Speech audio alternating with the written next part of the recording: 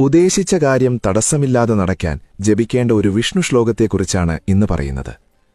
ചിലർ പറയാറുണ്ട്, ഞാൻ എന്തു ചെയ്താലും തടസ്സമാണ് തിരുമേനി, എനിക്കൊരു ഭാഗ്യവുമില്ല, ചെയ്യുന്ന ഒരു പ്രവൃത്തിയും പൂർത്തിയാക്കാൻ സാധിക്കുന്നില്ല, പല പല കാരണങ്ങളാൽ ഇടയ്ക്കുവെച്ച് മുടങ്ങിപ്പോകുന്നു.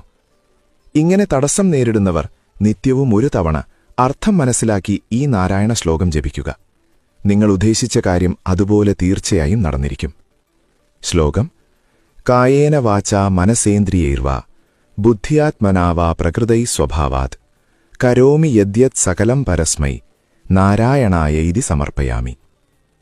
അർത്ഥം: ശരീരം കൊണ്ടോ, വാക്കുകൊണ്ടോ, മനസ്സുകൊണ്ടോ, ഇന്ദ്രിയങ്ങൾ കൊണ്ടോ, ബുദ്ധി കൊണ്ടോ, പ്രകൃത്യാലുള്ള സ്വഭാവം കൊണ്ടോ എന്തെല്ലാം ചെയ്യുന്നുവോ അതെല്ലാം പരമസ്വരൂപനായ ശ്രീ നാരായണ പ്രഭുവിന് സമർപ്പിക്കുന്നു.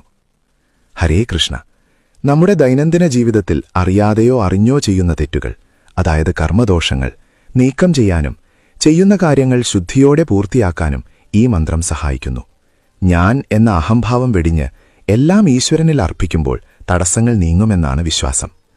കേവലം വരികൾ ചൊല്ലുന്നതിലുപരി ഞാൻ ചെയ്യുന്നതെല്ലാം അങ്ങയുടേതാണ് എന്ന പൂർണ്ണമായ അർപ്പണം മനസ്സിലുണ്ടായിരിക്കണം. ഉണരുമ്പോഴോ അല്ലെങ്കിൽ ഏതെങ്കിലും ശുഭകാര്യങ്ങൾ തുടങ്ങുന്നതിനു മുൻപോ ഇത് ചൊല്ലുന്നത് ഉചിതമാണ്. സർവം കൃഷ്ണാർപ്പണമസ്തു. ഉദ്ദേശിച്ച കാര്യം തടസ്സമില്ലാതെ നടക്കാൻ ജപിക്കേണ്ട ഒരു വിഷ്ണു ശ്ലോകത്തെക്കുറിച്ചാണ് ഇന്ന് പറയുന്നത്. ചിലർ പറയാറുണ്ട്, ഞാൻ എന്തു ചെയ്താലും തടസ്സമാണ് തിരുമേനി, എനിക്കൊരു ഭാഗ്യവുമില്ല, ചെയ്യുന്ന ഒരു പ്രവൃത്തിയും പൂർത്തിയാക്കാൻ സാധിക്കുന്നില്ല, പല പല കാരണങ്ങളാൽ ഇടയ്ക്കുവെച്ച് മുടങ്ങിപ്പോകുന്നു. ഇങ്ങനെ തടസ്സം നേരിടുന്നവർ നിത്യവും ഒരു തവണ അർത്ഥം മനസ്സിലാക്കി ഈ നാരായണ ശ്ലോകം ജപിക്കുക. നിങ്ങൾ ഉദ്ദേശിച്ച കാര്യം അതുപോലെ തീർച്ചയായും നടന്നിരിക്കും. ശ്ലോകം: കായേന വാചാ മനസേന്ദ്രിയൈർവാ ബുദ്ധ്യാത്മനാവാ പ്രകൃതൈ സ്വഭാവാത് കരോമി യദ്യത് സകലം പരസ്മൈ നാരായണായൈതി സമർപ്പയാമി. അർത്ഥം: ശരീരം കൊണ്ടോ, വാക്കുകൊണ്ടോ, മനസ്സുകൊണ്ടോ, ഇന്ദ്രിയങ്ങൾ കൊണ്ടോ, ബുദ്ധി കൊണ്ടോ, പ്രകൃത്യാലുള്ള സ്വഭാവം കൊണ്ടോ എന്തെല്ലാം ചെയ്യുന്നുവോ അതെല്ലാം പരമസ്വരൂപനായ ശ്രീ നാരായണ പ്രഭുവിന് സമർപ്പിക്കുന്നു. ഹരേ കൃഷ്ണ.